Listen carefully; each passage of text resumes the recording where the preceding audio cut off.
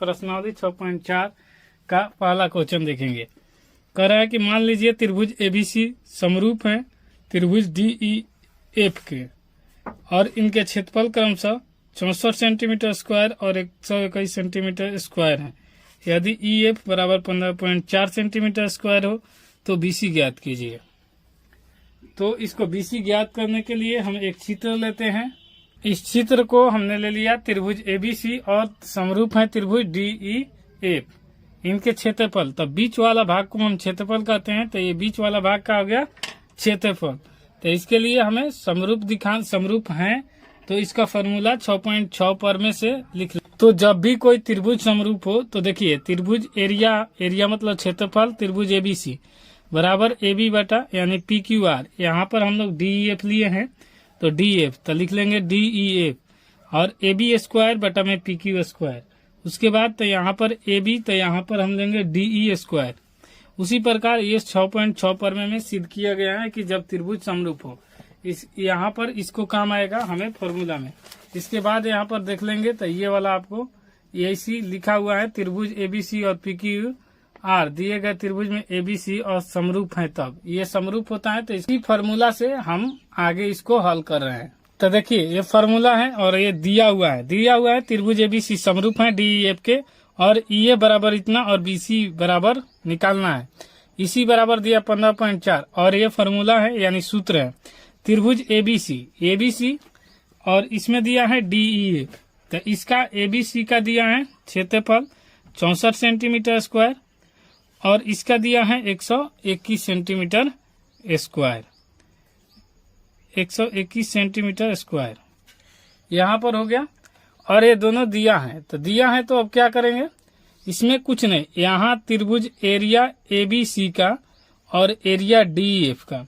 देखिए ये BC है तो BC कहाँ है, ये नीचे वाला, तो इसका लेंगे नीचे वाला EF। तो यहाँ पर दिखाया गया है BC बटा EF और EF का मान दिया है 15.4। तो यहाँ पर लिख लेंगे 15.4 और इसका मान हमें निकालना है। ये वाला मान हमके निकाल कर दिखाना है।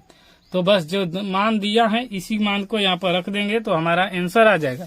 तो देखिए यहाँ पर दिया है 64 और यहाँ पर दिया है 121। ये दिया हुआ है क्वेश्चन में ही ऑलरेडी, यहाँ पर फिगर में भी आपको बता दिए कि ये क्षेत्रफल होता है बीच वाला भाग, तो ये क्षेत्रफल हो गया। अब उसके बाद यहाँ पर BC का मान यहाँ पर निकालना है। BC बटा में 15.4 EF का मान है तो यहाँ पर रख दिए और इसको स्क्वायर करेंगे। अब जब स्क्वायर इस तरफ से उस तरफ जाता है तो अंडर रूट हो जाता है। तो यहाँ पर लिख लेंगे अंडर रूट 64 बटा में 121 बराबर हो जाएगा BC बटा में 15.4। अब आपको पता है कि इसमें इसका वर्गमूल होता है 8। कैसे वर्गमूल निकाला जाता है, किसी भी संख्या को जितना 2 बार गुना करने पर आए उसी को। तो जैसे 8 टाइम 64 होता है तो 2 8 का एक ही होता है, ऐसे गुणनखंड करके निकाल भी सकते हैं। तो यहाँ पर 8 टाइम 64 हो जाएगा तो यहाँ पर 8 हो जाएगा और यहाँ पर हो जाएगा इसका वर्गमूल 11। 121 होता है 11। जब ये नहीं बुझाएगा तो आप कमेंट कीजिएगा कि ये कैसे आया तो हम बता देंगे, या फिर इसको खंड करना आपको आता है तो उसके बाद जोड़ा लगाकर वर्गमूल निकाला जाता है। फिर BC बटा में 15.4, इसको 15.4। अब इसको तिरछा तिरछी गुना करेंगे, गुना करेंगे तो 8 गुने हो जाएगा 15.4 और ये हो जाएगा BC गुने ये वाला जाएगा उस तरफ तो हो जाएगा 11।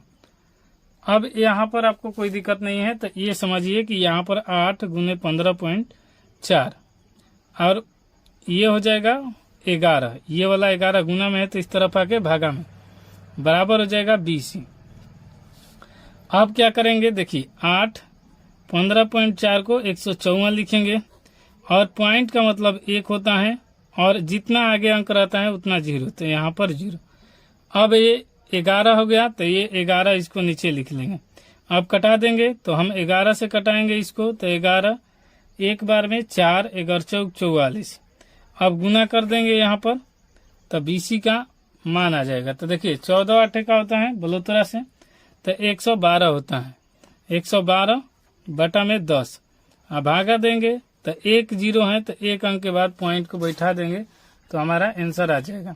तो देखिए यहाँ पर 11.2 ये भाग दिए 10 ले तो 1 अंक के बाद पॉइंट जितना अंक 0 रहता है उतना ही नीचे पॉइंट दे दीजिए, आपका आंसर हो जाएगा। तो 11.2 सेंटीमीटर है और ये BC का मान है और यही हमसे पूछा गया है कि किसका मान है, तो BC का। तो यही हमारा आंसर हो जाएगा पहला क्वेश्चन का। दोस्तों वीडियो में कोई दिक्कत होता है तो कमेंट बॉक्स खुला रहता है, आप कमेंट कर सकते हैं। वीडियो पसंद आए तो आप लाइक शेयर सब्सक्राइब जरूर कीजिएगा।